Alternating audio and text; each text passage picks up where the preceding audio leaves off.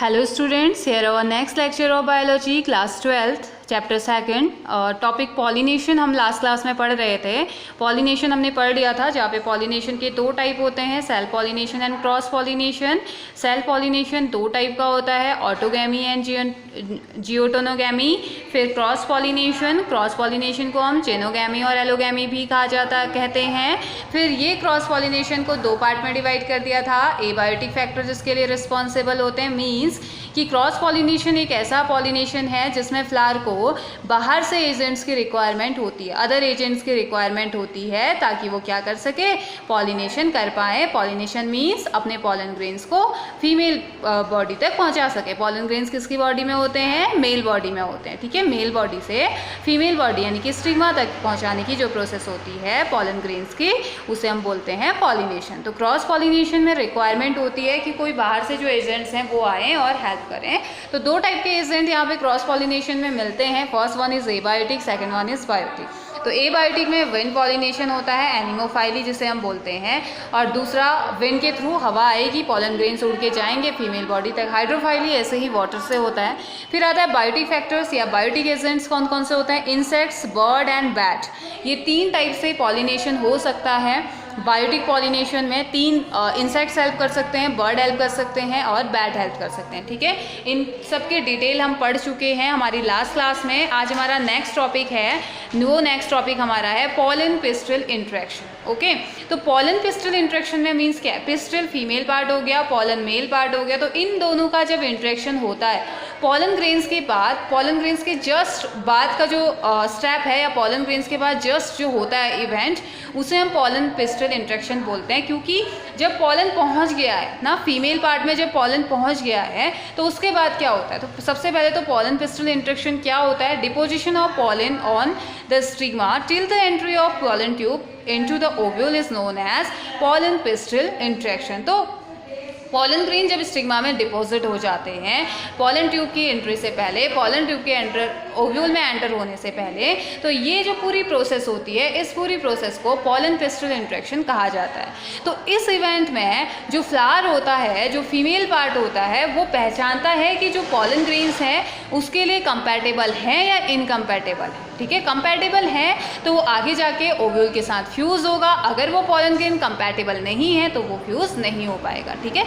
तो रिकॉग्निशन हम कह सकते हैं, एक पहचानने का एक तरीका है कि, और एक तरीके से यहाँ पे पॉलन ग्रेन्स का ना प्रमोशन होता है। प्रमोशन मीन्स समझते हैं ना, आगे बढ़ना, तो वैसा ही इसका भी होता है। तो पॉलेंस का प्रमोशन होता है जो आगे जाके फीमेल ओव्यूल से फ्यूज़ होगा और आगे जाके जायगोट का फॉर्मेशन करेगा, और वो जायगोट एम्ब्रियो का फॉर्मेशन करेगा, और वो एम्ब्रियो आगे जाके प्लांट बनेगा, एक नया प्लांट बनेगा, है ना। तो ये है हमारा पॉलन पिस्टल इंट्रैक्शन, जिसमें हम कंपैटिबिलिटी की बात करते हैं पॉलन ग्रेन्स के और पिस्टल के भी। जरूरी नहीं कि जो हर एक एग है वो कंपैटिबल हो सकता है ना हो उस पॉलन ग्रेन्स के हिसाब से। तो पॉलन और पिस्टल क्या कंपैटिबिलिटी और इनकम्पैटिबिलिटी की इसमें बात की जाती है। और बहुत ज़्यादा इंपॉर्टेंट स्टेप है फर्टिलाइजेशन के लिए, अगर पॉलन पिस्टल इंट्रैक्शन नहीं हुआ तो फर्टिलाइजेशन स्टॉप, फर्टिलाइजेशन भी नहीं होने वाला है, ठीक है। तो फर्स्ट फर्टिलाइजेशन से पहले वाला जो सबसे इम्पोर्टेंट इवेंट है वो है पॉलन पिस्टल इंट्रैक्शन और पॉलिनेशन के जस्ट बाद का इवेंट, ठीक है। पॉलिनेशन के बाद का और फर्टिलाइजेशन से जस्ट पहले का जो स्टेप है उसे हम बोलते हैं pollen pistil interaction. Okay, now जो ये पॉलन पिस्टल इंट्रैक्शन होता है ये इंक्लूड करता है कौन कौन से स्टेप को, वो हम पढ़ते हैं, ठीक है। तो फर्स्ट स्टेप जो होता है इस पॉलन पिस्टल इंट्रैक्शन का, जो फर्स्ट स्टेप है वो है रिकॉग्निशन ऑफ कंपैटिबल पॉलन। तो हमने बोला तो सही कि ये कंपैटिबल है या नहीं है, ये चेक करता है। तो कैसे चेक करता है ये हम देखते हैं। तो इसमें आता है हमारा रिकॉग्निशन ऑफ कंपैटिबल पॉलन।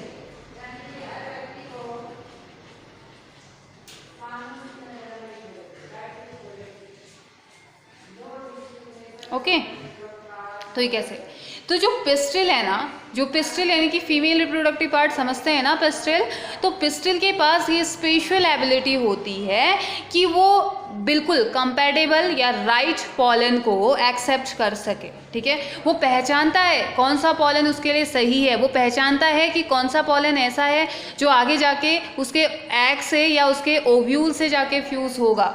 उसके पास कुछ स्पेशल एंजाइम्स होते हैं, कुछ स्पेशल एक्टिविटीज़ उसकी होती हैं जिससे वो पता करता है कि पॉलन कंपैटिबल है या पॉलन कंपैटिबल नहीं है, ठीक है। अब वो और ये भी पहचानेगा कि सेम स्पीसीज़ का है या नहीं है, ठीक है। तो फ्लावर्स के पास भी इतनी कैपेबिलिटी होती है कि वो पहचानते हैं उनकी स्पीसीज़ का पॉलन ग्रेन है या किसी दूसरे की स्पीसीज़ का पॉलन ग्रेन है। अगर सेम स्पीसीज़ का है और वो कंपैटिबल नहीं है तो तब भी उसे रिजेक्ट कर दिया जाएगा, किसे? पॉलन ग्रेन को, ठीक है। पॉलन ग्रेन सेम स्पीसीज़ का होने के बावजूद भी अगर कंपैटिबल नहीं है तो कंपैटिबल अगर वो नहीं होगा तो इसका मीन्स कि वो वहीं पे उसे रिजेक्ट कर देगा, कोई पॉलन ट्यूब का फॉर्मेशन नहीं होगा, ठीक है। तो फिर भले सेम स्पीसीज जो है कैसी हुई, तो ये एक रिजल्ट है कंटिन्यूस, एक केमिकल कंपाउंड्स यहाँ पे को बनते हैं या केमिकल कंपोनेंट्स यहाँ पे होते हैं। पॉलन जब इंटरेक्ट कर रहा होता है पिस्टिल के साथ तो वो केमिकल इवेंट्स उसे हेल्प करते हैं कि आप पहचानो ये आपके स्पीसीज़ का है। अगर आपके स्पीसीज़ का है तो अगर उसने पहचान लिया कि ये मेरी स्पीसीज़ का है तो ठीक है, अब आप चेक कराओगे, आप वो चेक करेंगे कि कंपैटिबल है या नहीं है, कहीं वीक तो नहीं है, पोटेंशियल है या नहीं है फ्यूज़ होने का उसके पास, तो ये चेक किया जाता है। तो ये जो अगर करेक्ट हो गया, ये जो पहचान है उसने पहचान लिया उसे या रिकॉग्निशन उसका बिल्कुल राइट है, तो उस टाइम पे फिर आगे फर्टिलाइजेशन की तरफ बढ़ जाते हैं, ठीक है। तो फर्टिलाइजेशन की तरफ एक स्टेप आगे बढ़ा दिया जाता है इसके थ्रू। तो पहला स्टेप यही होता है और यही एक स्टेप होता है जिसमें कि फर्टिलाइजेशन से जहाँ से फर्टिलाइजेशन फिर स्टार्ट हो जाता है, रिकॉग्नाइज हो गया तो फिर पॉलन ट्यूब फॉर्मेशन, फिर फर्टिलाइजेशन यहाँ पे किया जाता है। और इसी में एक चीज़ और आती है, एक चीज़ और, उसे हम बोलते हैं सेल्फ इनकम्पैटिबिलिटी।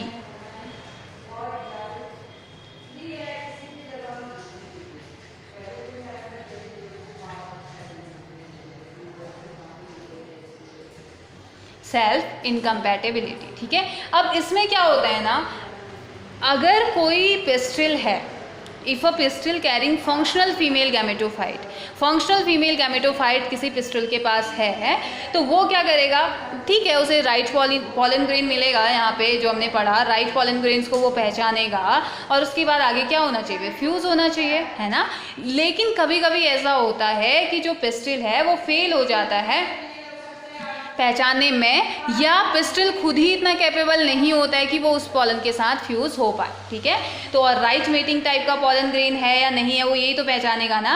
लेकिन कभी कभी इनकम्पैटिबिलिटी या इनएबिलिटी की वजह से उनके गैमेट आपस में फ्यूज़ नहीं हो पाते हैं, भले वो इनएबिलिटी पॉलन की हो, भले वो इनएबिलिटी स्टिग्मा की हो या हमारे पिस्टिल की हो, ठीक है। तो यहाँ पे यही बताया जाता है हमें सेल्फ इनकम्पैटिबिलिटी में, if a pistil carrying functional female gametophyte gets pollinated with right mating type of pollen grains, ठीक हो गया, पॉलिनेटेड तो वो हो रहा है, उसने अलाउ तो कर दिया, ठीक है, आप पोटेंशियल हो, आप आ सकते हैं, आप इसमें स्ट्राइक कर सकते हैं, but fails to set seeds due to inability of their gametes, तो लेकिन आगे जाके सीड का फॉर्मेशन नहीं हो पाता है और फ्यूज़ नहीं हो पाते हैं एक दूसरे के साथ, बिल्कुल फ्यूज़ ही नहीं हो पाएंगे तो फिर सीड का फॉर्मेशन कैसे होगा। तो इस फिनोमिना को हम क्या बोल देते हैं, सेल्फ इनकम्पैटिबिलिटी, जहाँ पर पिस्टिल खुद ही नहीं रिकॉग्नाइज कर पाता है कि वो इतना कैपेबल नहीं है ना, या वो खुद ही नहीं पहचान पाता है कि पॉलन ग्रेन्स इनका इतना कैपेबल नहीं है, तो इसे हम बोल देते हैं सेल्फ इनकम्पैटिबिलिटी, ठीक है। ये हो गया। दूसरा एक स्टेप आता है, आपने नेम सुना होगा आर्टिफिशियल हाइब्रिडाइजेशन। इससे पहले कि हम फर्टिलाइजेशन पढ़ें, फर्टिलाइजेशन पढ़ने से पहले आर्टिफिशियल हाइब्रिडाइजेशन हम पढ़ेंगे, या इमैस्कुलेशन एंड बैगिंग भी इसे कहा जाता है। Emasculation and bagging,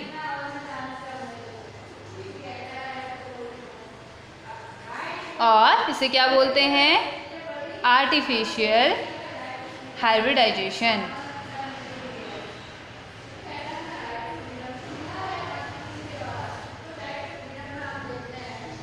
okay, artificial hybridization भी इसे कहा जाता है। तो इसमें क्या होता है, रिमूवल ऑफ स्टेमेन और एंथर्स, स्टेमेन या एंथर का रिमूवल होता है, निकाल दिया जाता है। अब जब हम स्टेमेन को निकालेंगे या एंथर को जब हम निकालेंगे या किलिंग ऑफ पॉलन ग्रेन्स, आप भले स्टेमेन को रिमूव कर रहे हैं, removal of stamen,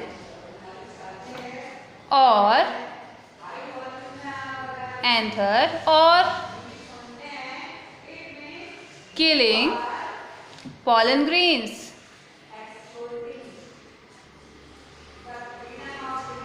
of a bisexual flower. Okay, आप सोच रहे होंगे कि ये क्यों रिमूव किया जा रहा है, तो ऑफ अ, अभी बताती हूँ, ऑफ अ बाइसेक्सुअल फ्लावर।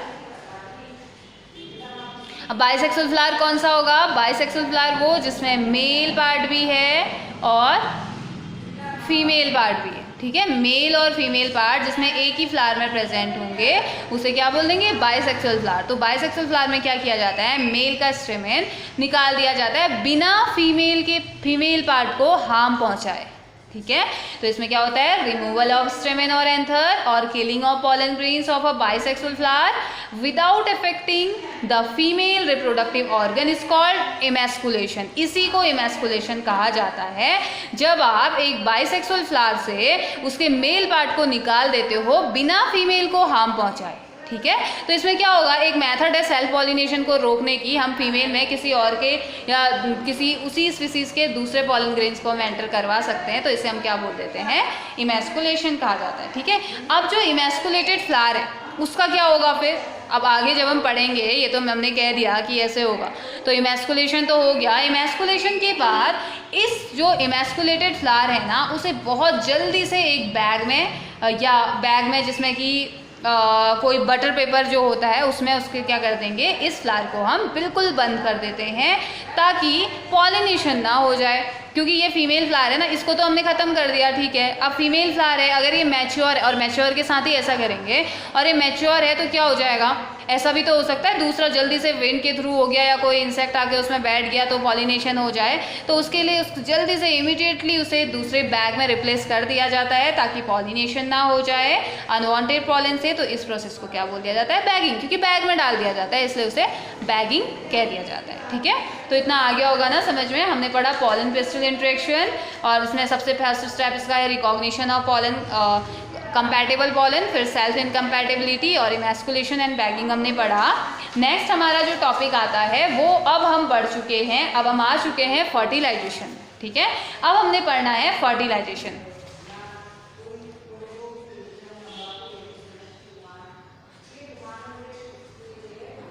तो फर्टिलाइजेशन क्या होता है? Fusion of male and female gamete to form a diploid zygote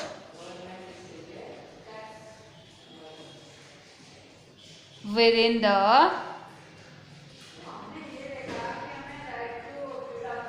embryo sac और फीमेल गैमेटोफाइट, ठीक है, इज कॉल्ड फर्टिलाइजेशन। ओके, तो फर्टिलाइजेशन क्या है? ये मेल गैमेट है, ये फीमेल गैमेट है, ये दोनों आपस में फ्यूज होंगे तो कुछ इस तरीके का स्ट्रक्चर बनेगा, है ना। दोनों मिक्स हो जाएंगे, फ्यूजन मीन्स जुड़ जाना, एक नए सेल का फॉर्मेशन करेंगे। इस नए सेल को क्या बोल देंगे? जायगोट। और ये भी हैप्लॉइड होगा, ये भी हैप्लॉइड होगा, दोनों हैप्लॉइड आपस में फ्यूज होंगे तो क्या बनाएंगे? डिप्लॉइड गैमेट बनाएंगे ना। तो डिप्लॉइड गैमेट का फॉर्मेशन होगा, डिप्लॉइड गैमेट का फॉर्मेशन होगा जिसे हम जायगोट बोल देंगे। और ये जायगोट क्या होता है? आगे जाके एक नए प्लांट का फॉर्मेशन करेगा, यही तो फर्टिलाइजेशन होता है ना। तो इसमें और एंजियोस्पर्म में क्या होता है? जो मेल गैमेटोफाइट होते हैं वो, एंजियोस्पर्म में क्या मोस्ट ऑफ द टाइम ऐसा ही होता है कि मेल गैमेटोफाइट कैरी करके लाया जाता है, कहाँ? एग में, ठीक है, या पिस्टिल में, स्टिग्मा में लाया जाता है और उसके बाद वहाँ पॉलन ट्यूब का फॉर्मेशन होता है। 1884 में इसका पता चला था कि कुछ इस तरीके से ये प्रोसेस होती है, ठीक है। और इस प्रोसेस को सिफेनोगैमी कहा जाता है। कौन सी प्रोसेस को? मेल गैमेट का फीमेल गैमेट में आना 1884 में बताया गया था। स्ट्रेसबर्गर नाम के एक साइंटिस्ट थे, 1884 में इन्होंने बताया था कि इस प्रोसेस को हम सिफेनोगैमी कहते हैं। ओके, सिफेनोगैमी इस प्रोसेस को कहा जाता है। तो अब क्या होता है, सबसे पहले जब फ्यूज़न हो रहा है तो उस टाइम पे क्या होगा, तो वो हमने पढ़ना है। तो इसमें सबसे फर्स्ट स्टेप जो हमारा आएगा, growth of a pollen tube. जब भी कोई पॉलन फीमेल गैमेट पे एंटर करता है तो उसका फर्स्ट स्टेप यही होता है, पॉलन ट्यूब का फॉर्मेशन करना। ठीक है, पॉलन ट्यूब का फॉर्मेशन होना या पॉलन ट्यूब का फॉर्मेशन करना। तो इसमें क्या लिखेंगे, growth of a pollen tube. Okay, growth of a pollen tube. Pollen tube की ग्रोथ कैसे होगी या पॉलन ट्यूब का ग्रोथ होता है, तो जब पॉलन ग्रेन्स पहुंच जाते हैं कहाँ, पॉलन ग्रेन्स कहाँ पहुंच जाएंगे, स्टिग्मा में। ठीक है, हमने पढ़ा है पॉलन ग्रेन्स क्या होते हैं, स्टिग्मा कौन सा पार्ट होता है, हमने सब पढ़ा है। तो स्टिग्मा के कहाँ, कार्पेल वाले पार्ट में पहुंच जाएंगे। तो यहाँ पे एक्ट होता है पॉलिनेशन के एक्ट के थ्रू, पॉलिनेशन के थ्रू ये पहुंच जाएंगे। तो पॉलन ग्रेन्स जैसे ही स्टिग्मा से अटैच होते हैं, पॉलन ग्रेन्स जैसे ही स्टिग्मा से अटैच होंगे, ये स्टिग्मा में प्रेजेंट वाटर को एब्जॉर्ब करते हैं और स्वेल हो जाते हैं, बिल्कुल फूल जाते हैं। ठीक है, तो स्वेलिंग इनमें हो जाती है। और अगर यहाँ पे कोई ये पहचान हो गई, रिकॉग्निशन हो गया कि ये कंपैटिबल है, तो जो पॉलन ग्रेन्स हैं वो जर्मिनेट होते हैं कहाँ, स्टिग्मा में, ताकि पॉलन ट्यूब का फॉर्मेशन हो सके। ठीक है, इस तरीके से पॉलन ट्यूब का फॉर्मेशन होता है। एक ट्यूब लाइक स्ट्रक्चर होता है पॉलन्स का, इसीलिए उसे पॉलन ट्यूब कहा जाता है। ठीक है, पॉलन ट्यूब का फॉर्मेशन होता है कब, जब पहचान लिया जाता है कि हाँ ये कंपैटिबल पॉलन है, तो ये जर्मिनेट होगा स्टिग्मा में और प्रोड्यूस करेगा पॉलन ट्यूब को। और किसकी हेल्प से, एक जर्म पोर के थ्रू। ठीक है, एक जर्म पोर के थ्रू ये क्या करता है, पॉलन ट्यूब का फॉर्मेशन करना स्टार्ट करता है। तो जो कंटेंट होते हैं पॉलन ग्रेन्स के, धीरे धीरे मूव करना स्टार्ट करते हैं कहाँ, नीचे की तरफ। ठीक है, ओव्यूल की तरफ जाना स्टार्ट करते हैं, धीरे धीरे मूव करना स्टार्ट करते हैं। और जो पॉलन ट्यूब है वो ग्रो करती है अलग अलग टिश्यूज़ की हेल्प से, स्टिग्मा और स्टाइल में प्रेजेंट जो टिश्यूज़ हैं उनकी हेल्प से। कैसे, बाय सीक्रेटिंग एंजाइम्स, एंजाइम को सीक्रेट करते हुए पॉलन ट्यूब का फॉर्मेशन या पॉलन ट्यूब को ये नीचे की तरफ आने देती है। ठीक है, कुछ प्लांट में 2 सेल कंडीशन होती है, कुछ प्लांट में 2 मेल गैमेटोफाइट बनते हैं। तो ये अलग अलग कंडीशन इसमें आती है। तो जो जेनरेटिव सेल डिवीजन यहाँ पे होता है, 2 मेल गैमेट बनते हैं जब पॉलन ट्यूब का ग्रोथ हो रहा होता है, जब पॉलन ट्यूब की ग्रोथ होती है। तो एक रफ डायग्राम हम यहाँ पे पढ़ते हैं, करते हैं कैसे ये एंटर करता है। ये फीमेल पार्ट है,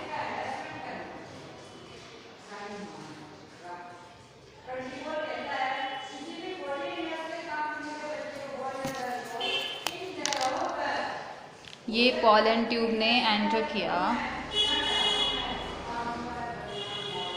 ये पॉलन ट्यूब है।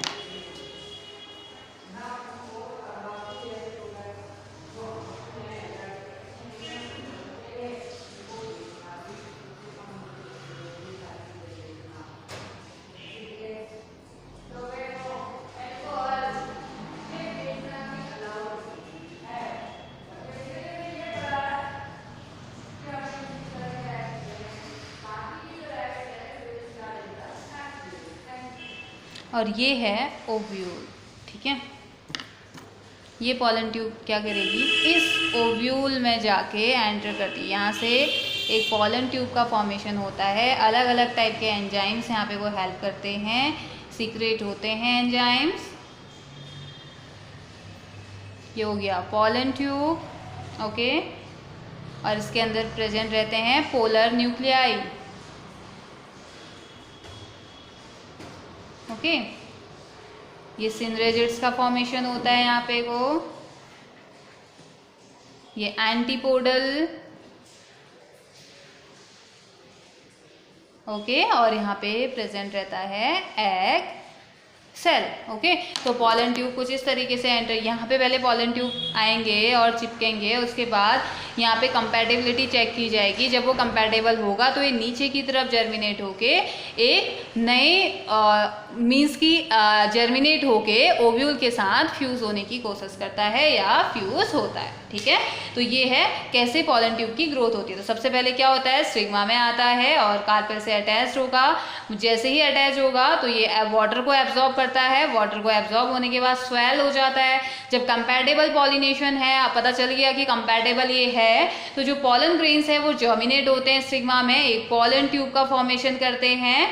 वन ऑफ द इसी के एक जर्म पोर की हेल्प से ये फ्यूज होके एक पॉलन ट्यूब का फॉर्मेशन करना ये स्टार्ट करते हैं। और जो कंटेंट होते हैं पॉलन ग्रेन्स के, ये मूव करने लगते हैं। जितने भी कंटेंट होंगे ना, इस पॉलन ट्यूब में मूव करना स्टार्ट करेंगे, जो कि फर्टिलाइजेशन को आगे बढ़ाने में हेल्प करेंगे। ठीक है, तो उसके बाद साथ ही साथ जो पॉलन ट्यूब है वो ग्रो करेगी। टिश्यू जो कि स्टिग्मा और स्टाइल के जो टिश्यू है ना, उन्हीं के फीमेल पार्ट में ही तो ग्रो करेगी, तो उसके साथ भी तो कंपैटिबल होना पड़ेगा ना। तो जो स्टिग्मा और जो स्टाइल हैं उसके टिश्यूज़ के साथ क्या करती है, ये ग्रो करती है, जो कि एंजाइम को सीक्रेट करते हैं। तो कुछ प्लांट्स में ऐसा होता है, ये शेड हो जाते हैं 2 सेल कंडीशन में, और जर्मिनेटिव जो सेल होती है वो डिवाइड हो जाती है और 2 मेल गैमेटोफाइट का फॉर्मेशन ये कर लेती है। ठीक है, और जब पॉलन ट्यूब का ग्रोथ हो रहा होता है तो उस टाइम पे 2 मेल गैमेटोफाइट का फॉर्मेशन यहाँ पे हो जाता है। तो फिर क्या होता है उसके बाद हम पढ़ेंगे। तो first growth of pollen tube हमने पढ़ा। सेकंड इवेंट इसमें क्या आता है, entry of pollen tube into the ovule. अभी हमने ये नहीं पढ़ा कि कैसे एंट्री हो रही है, क्या हो रहा है, तो अब हम पढ़ेंगे entry of pollen tube into ovule. Ovule में जब एंटर होगा तो कैसे होगा या क्या होगा। ठीक है, अब ओवरी तक तो ये पहुंच गया है ना, यहाँ तक तो ये पहुंच गया है। तो इसके बाद क्या होता है, जो पॉलन ट्यूब है वो आते हैं और एंटर करते हैं इस एग में। ठीक है, तो इस ओव्यूल में एंटर करेंगे या तो माइक्रोपाइलर एंड के थ्रू, अगर आइदर थ्रू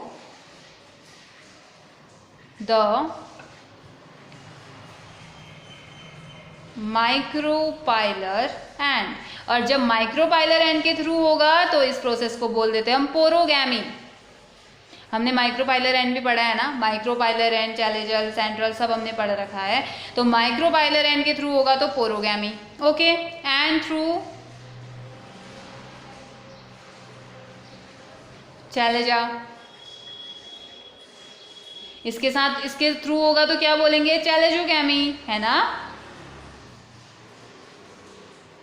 ओके, और थ्रू फ्यूनिकल, अगर फ्यूनिकल के थ्रू होगा, नीचे स्टॉक लाइक स्ट्रक्चर होता है ना फ्यूनिकल के थ्रू होगा तो इसे मीजोगैमी बोल देते हैं।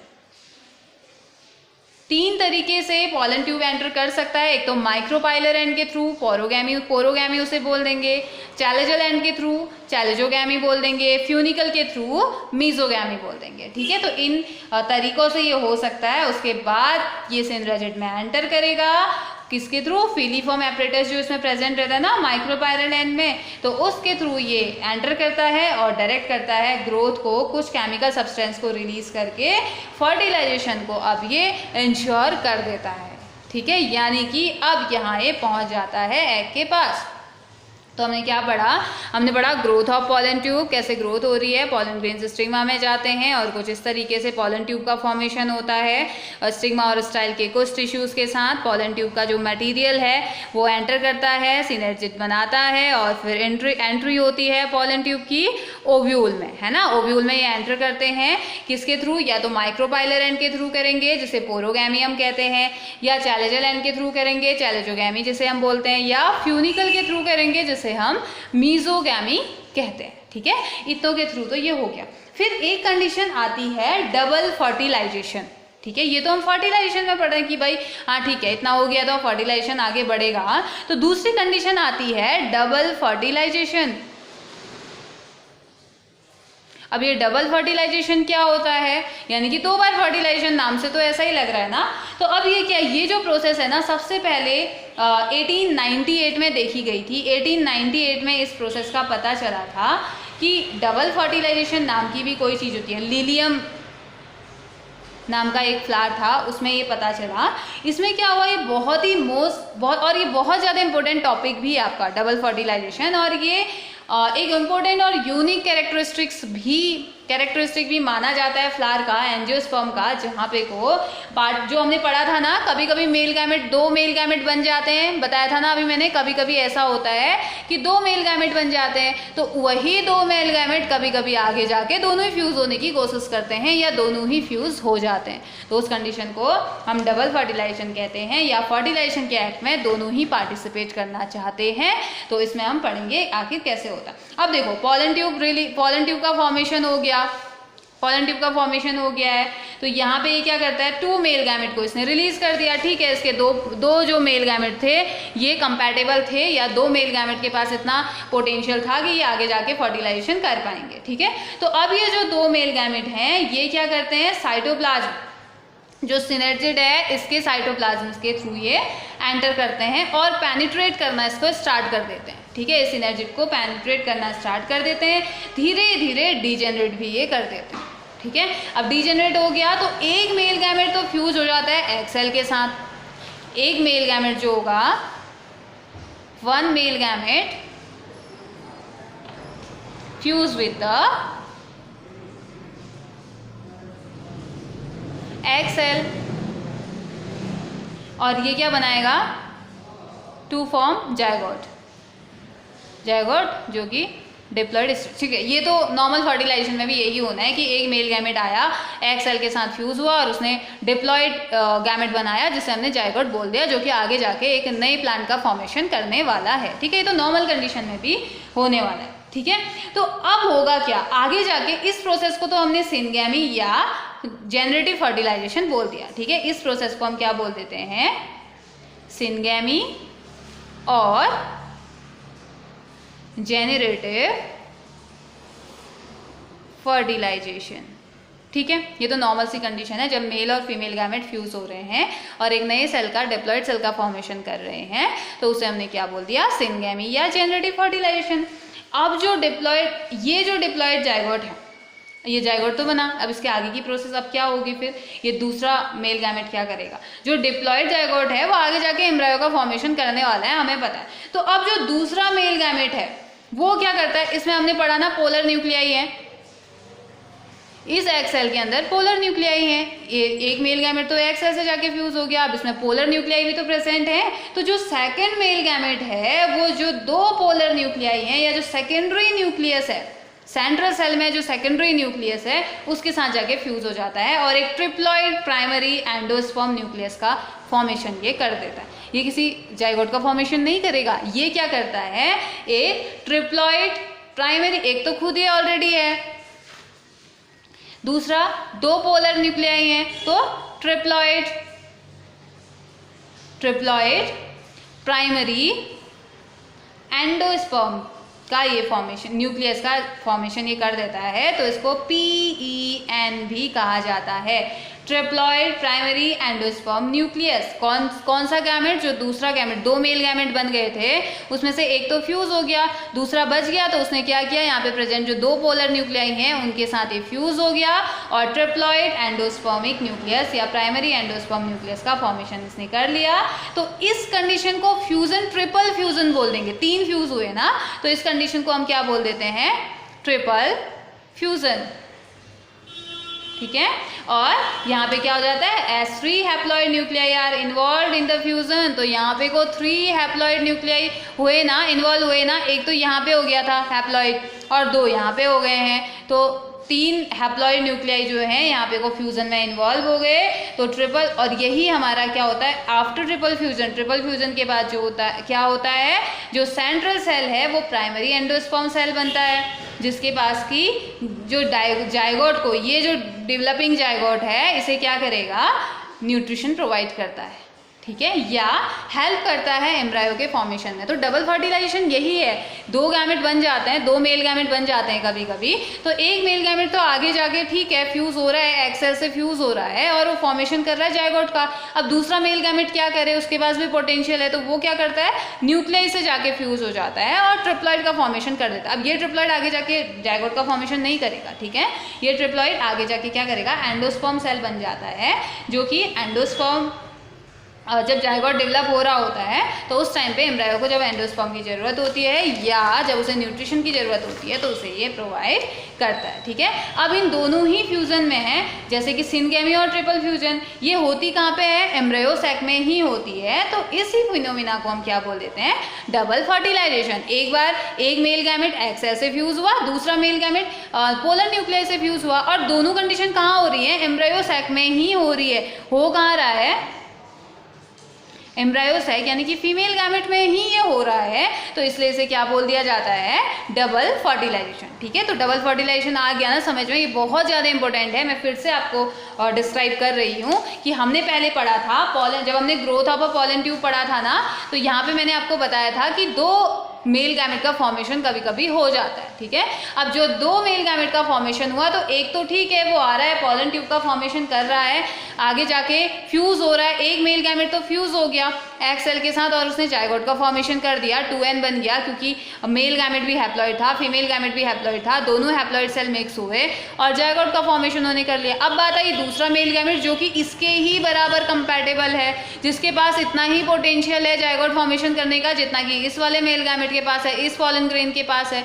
तो अब ये क्या करता है, एक्स सेल में प्रेजेंट जो पोलर न्यूक्लियाई हैं उनके साथ फ्यूज हो जाता है, ठीक है। अब उनके साथ फ्यूज हो रहा है, दो पोलर न्यूक्लियाई ऑलरेडी हैं, एक मेल गैमेट है, तो 3 हो गए ना, तो इसे हमने क्या बोल दिया, 3 हो गए, तो ट्रिप्लॉइड इसे हमने बोल दिया, ठीक है। लेकिन ट्रिप्लॉइड में क्या बोला, ट्रिप्लॉइड सेल का इसने फॉर्मेशन किया और ये ट्रिप्लॉइड जो सेल हैं ये आगे जाके क्या बना रहे हैं, ट्रिप्लॉइड जो सेल हैं वो आगे जाके प्राइमरी एंडोस्पर्मिक न्यूक्लियस का फॉर्मेशन ये कर रहे हैं, या प्राइमरी एंडोस्पर्मिक सेल का ये फॉर्मेशन आगे जाके करते हैं। अब जबकि ये दोनों प्रोसेस एक ही जगह में हो रही है, एम्ब्रायो सैक में हो रही है, इसको हमने सिनरेजिड्स बोल दिया था, है ना, सिनरेजिड तो बोला ना इसे, और दूसरे को हमने क्या बोला, इसको हमने सिनरेजिड्स नहीं सिनगैमी बोला, सिनगैमी बोला, उसे हमने फ्यूजन बोल दिया। तो इन दोनों ही प्रोसेस का एक ही साथ होना, या ट्रिपल फ्यूजन 3 फ्यूज हो रहे हैं ना एक साथ, ट्रिपल फ्यूजन या सिनगैमी या फ्यूजन आप कुछ भी बोलो, एक साथ हो रहा है, एम्ब्रायो सैक में हो रहा है, तो इसे हमने क्या बोल दिया,